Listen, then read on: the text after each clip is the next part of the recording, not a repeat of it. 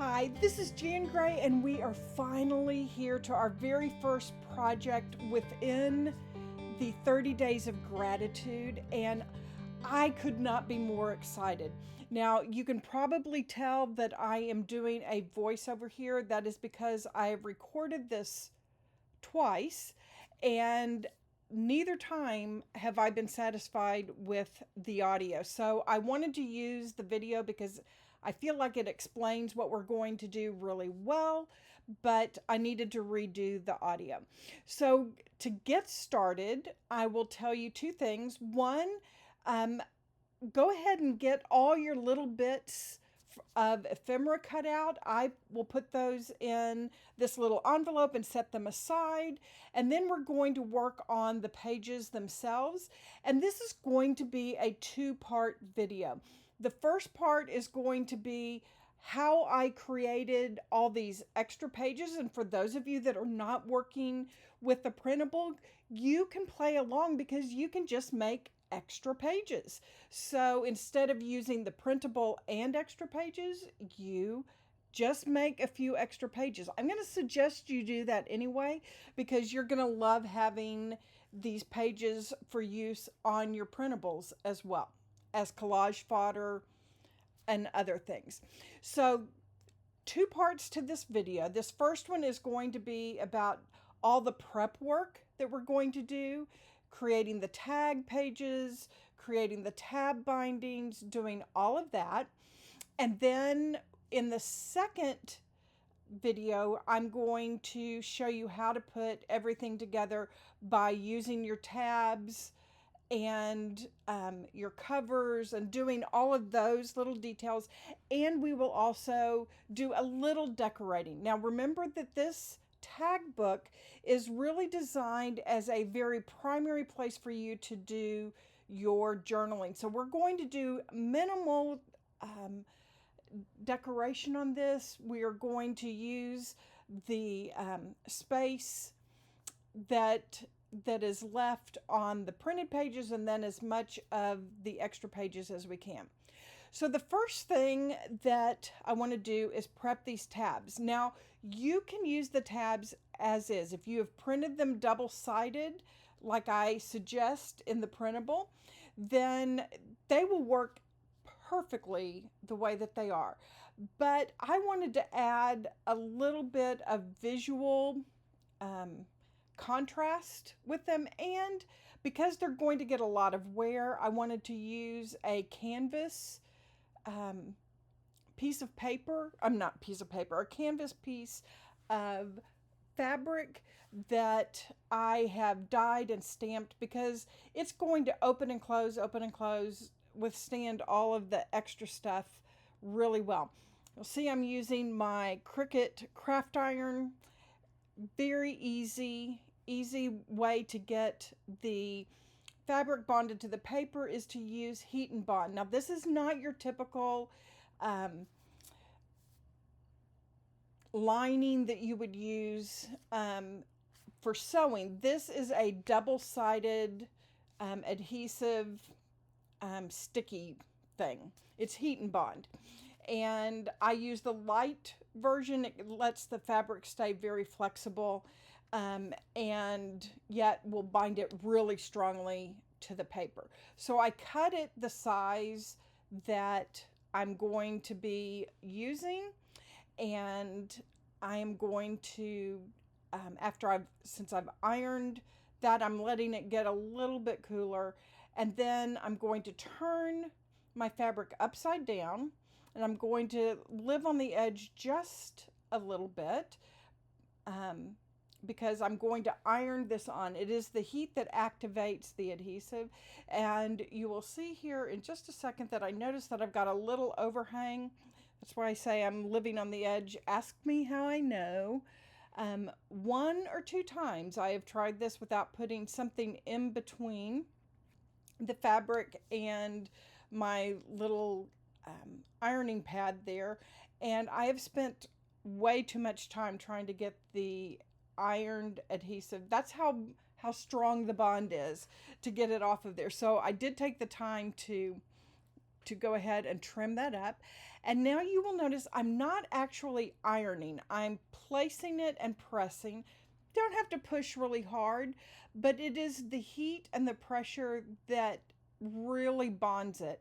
So when I say you don't need to iron, you can slide it across to get it to the new position, but don't worry about going back and forth, because you're not going to get that steady heat in place that will give it that really strong adhesion that you need. So I'm doing that, just double checking to make sure that I've got it everywhere. And then I'm putting my iron off to the side onto a little mat that I have so that it doesn't burn through everything in my studio. And I'm letting it cool just a little bit because it works better if you don't try and pull the backing off until the adhesive has cooled just a little bit. And when you do, it comes right off, and you will see that the adhesive is now totally on the fabric and is kind of shiny. So that lets you know that you've got everything that you need. Now I am going to place these onto, I'm going to place them on there right after I get that extra adhesive off of there. Again, I learned the hard way, learn from my mistakes. Don't always do what I do what I tell you to do. So I'm going to place these down next to each other. Either side, you can pick a side there. Since I've printed on both of them, you can just pick the side that you want. It's not going to be visible once we get it into the book. And I'm going to bring my mat back in, and you notice I put the paper back. Again, ask me how I know. You want to double check that you've done that. I've more than once put the iron down on to this side of it, and while I haven't ironed it to the mat, I have ironed it to my iron. Yes, I've done all the things wrong. That's why you like me, because first of all, I do things worse than you do, and I tell you what to avoid. So go ahead and do the same process. You want to give it a little extra time, I have found, because we are now ironing. We're trying to activate the adhesive through the paper, not just the paper of the backing, but the paper of the tabs themselves. So just be patient with it. Give it a little extra press. No, we're not in a hurry here. We're going to get to the fun stuff soon enough. And just make sure you've got a really good melt of that adhesive. Now, you notice that I use the paper. There is a shiny side and a non-shiny side. So be sure and put the shiny side towards the piece that you're wanting to do, and then you can peel it back and it's all good.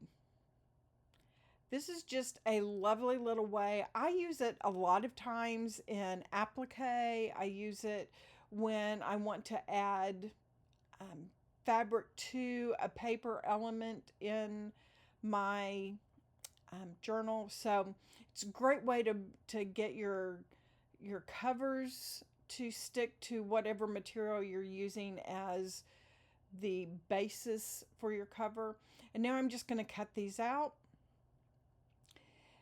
They are much longer than we are going to need them to be, which will be helpful in us putting the book together in the second video that I'm going to record for you, because it will allow us to put a little space between the pages, allowing for a little bulk, a little decoration without causing it to be a gator mouth and need a closure. So I'm not going to make it super thick because we're going to keep the decor pretty minimal, but you know, we may want to put some extra pages in there, and I'll show you when we get it all bound how you can do that, because it will work really nicely for us to add a few extra journaling pages in without having to rebind the whole book. So we have our tabs now. They're pretty, they're sturdy, and they're ready to go when we are ready for them. So I'm going to put them out of the way and we will work on the rest of the pages.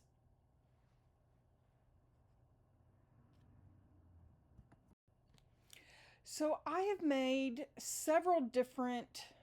used several different kinds of paper for my extra pages, and those of you that are working without the printable kit, this is where you can just go to town. And those of you that are working with the printable kit, you're still going to want 5 or 6 different pages to add in here for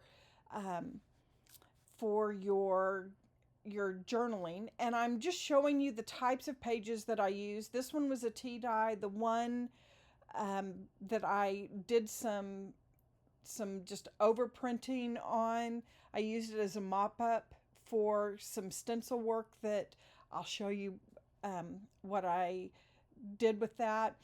Then this was a book page that was just tea dyed, and I did some stamping on. You want to use your VersaFine Clair or your archival ink here. Do your stamping before if you're going to use book page for your the technique that I'm going to show you here in just a second, do your stamping on it before we do all of the other stuff. This is another one that I did some mop-up on. This one was I just went a little crazy with different colors on it. Love all of the richness of color. It just turned out really pretty. I did create it using the technique that I'm going to show you here in just a second. And then I turned it over because it didn't give me as much color on the other side, so I added a little bit of color to it. So you can see we've got all kinds of different things. I've used some atlas or maps to create with. I have used book paper. I have used some music staff paper. Just music paper would be pretty as well. Really anything that you have in your stash, some ledger, whatever it is that you have available to you. Don't go out and beef up your stash unless you have absolutely no blank paper. If you have copy paper, that's all you really need. It's going to look gorgeous. But if you want to have a little visual texture to it, you see here that I have used all kinds of things. Just go shop your stash, see what you have, and make extra, because you're going to enjoy having these in your stash. So I just kind of looked at the colors that were in the that I was using on the printables, and I used similar colors. For those of you that are doing the entire project with me over with the printables and the devotionals and all of that, I have prepared a color recommendation guide that gives you some recommended colors that you can use in our favorite mediums that will work right along with the printables. But if you're creating your own, you have absolute sway over whatever colors you may choose. So just feel free, have fun. This is a fun technique that I use a lot since I've discovered that I can do that. The key elements to it are having some stencils that you really like that have a little bit of an open look to them, because we want there to be space to get color through. And then you will want to also have your sprays. I'll cover all that here in a second. I've selected basically 3 kinds of papers, but oh, I know what I was telling you here. Sorry, I forgot. I'm showing you that one of the things that you will want to do is select stencils that have an opening to them, which all stencils do, but you will want to get things that are proportional to the size of the project. And that is what I'm showing you here, is that sometimes even smaller openings will work really great. And when I'm kind of selecting those things to keep in the stencils to keep in my stash to use for these kinds of projects, I select them based on proportion, not necessarily on the style or the print that they will make. So that was what I was telling you there, and I've selected 3 or 4 that will work really well. Then I have some Shakespeare paper. I have some ledger paper that I think will work really well. It takes the stain really well, and there's some map, or it's from an atlas that I have. Again, anything that you have will work fantabulous, because you have it. Copy paper, absolutely. Copy paper is going to be a great solution to this. Now I have also some kitchen towel here. It's great for mop up, for overspray, whatever you may want. So I keep it at hand as well. And then I have some copy paper that I'm going to keep for mop up, and it ends up being a great, end up using them many times. Once I've let them dry, then I'll put some tea dye on them, and they make great extra pages too. So I'm going to clear these things away, and then I'm going to show you the stains that I'm using on this particular page. I'm using speckled egg, walnut stain, lost shadow, rusty hinge, and I think it's lumberjack plaid or crackling fire. One of the others, they all kind of are from the colorway that I am choosing. I want to have a couple of lights, a couple of more vivid colors, and then a brown. That's really what I'm looking for here. The last thing that I'm going to pull in is my instant coffee sprayer that I have created. It is a mixture of instant coffee, warm water, and filling it up the rest of the way with alcohol. You'll see I'm kind of showing you I fill it up with instant coffee and water up to about there, and then fill it up the rest of the way with alcohol. I find that using the alcohol with it when I'm working on individual pages allows it to absorb in and dry fairly quickly. You can do it just with alcohol, just with water and coffee, and it'll work just fine.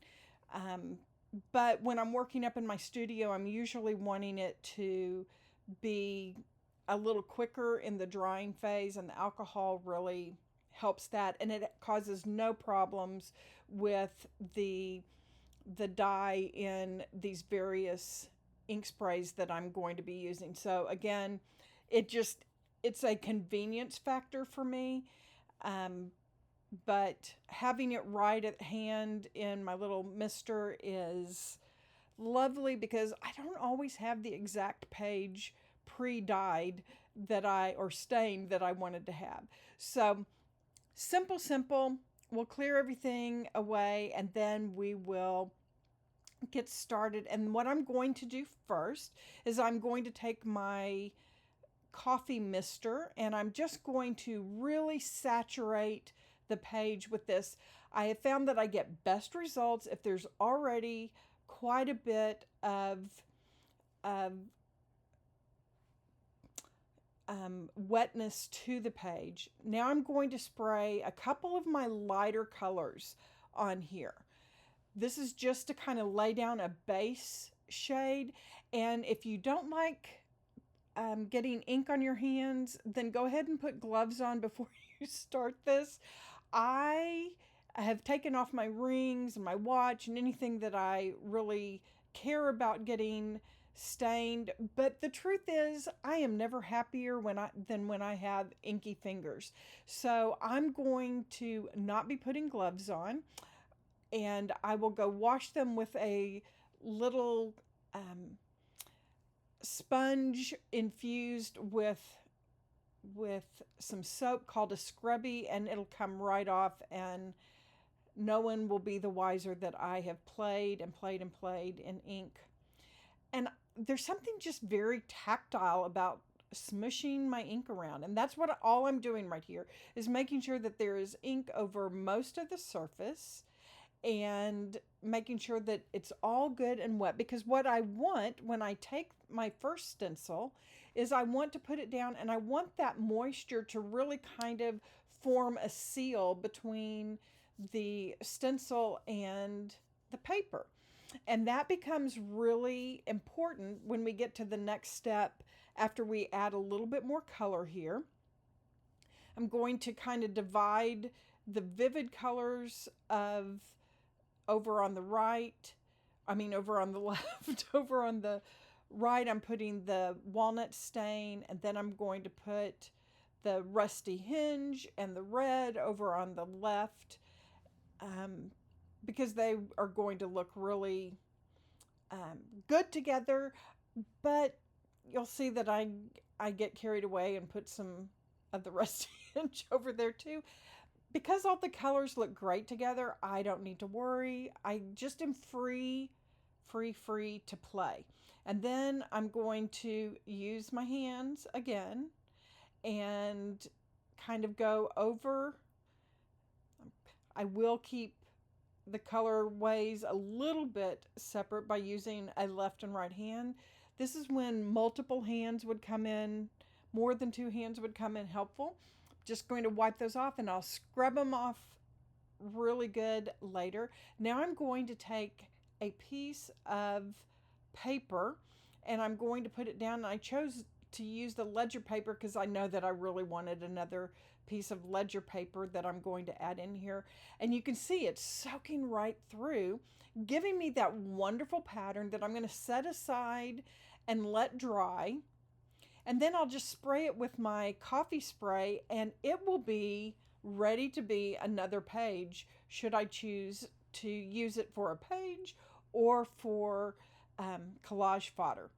Now, here's the thing that I find magical about this technique. If there's lots of water or moisture, go ahead and kind of tap it off. But the first thing that you really want to do is bring your heat tool in, and I'm using the Ranger craft tool, not my high heat embossing gun, because I want to be able to hold the heat very close to it. Because the magical part of this is that while you would feel like you have trapped the color underneath the stencil, what the heat is actually doing is pulling, yeah, I couldn't help but peek. It is pulling the color out into those open areas. It is so cool. And so just like that, I have I have edited out all of the extra time. I've let it just kind of dry slowly over, not dry, but I've used the heat tool for a little bit, and oh my goodness, look what the result is. That not just absolutely fantabulous? See how it's pulled that color and kind of pulled the color from underneath the stencil, revealing the stencil pattern opposite to what you would expect to get from the stencil. So now, because our paper is so wet, you want to be a little careful, but you want to not hold it. You want to hold it up and let the heat go through it, because otherwise you're just putting moisture back down on the craft mat and it absorbs back up into the paper, and it is a vicious cycle. You'll never get it dry, or it'll be a very long time in drying. So I just hold it up a little bit and let the heat go. You can go to a lower heat setting on this, which really is another reason to love the heat tool for this particular type of technique and let it dry. And it is just amazing. And turning it over, you can see we got even some of that patterning all the way through to the other side. So cool. Just absolutely fantabulous. I just love how cool this technique is, and I use it a lot. And for those of you that are making your own sheets, make a lot. I'm going to say, even those of you that are using the printable, make a lot, because this can go into your stash for as you know, doing all kinds of little clusters or collages or whatever. This makes a great little layer to work on to just about anything. So make some extras, because you're never going to have these exact same products out again. So go ahead and make as many of these as you want, and use the ones that you love the best for pages, and then keep the other ones as fodder for other parts of your project. They'd be great for die cutting.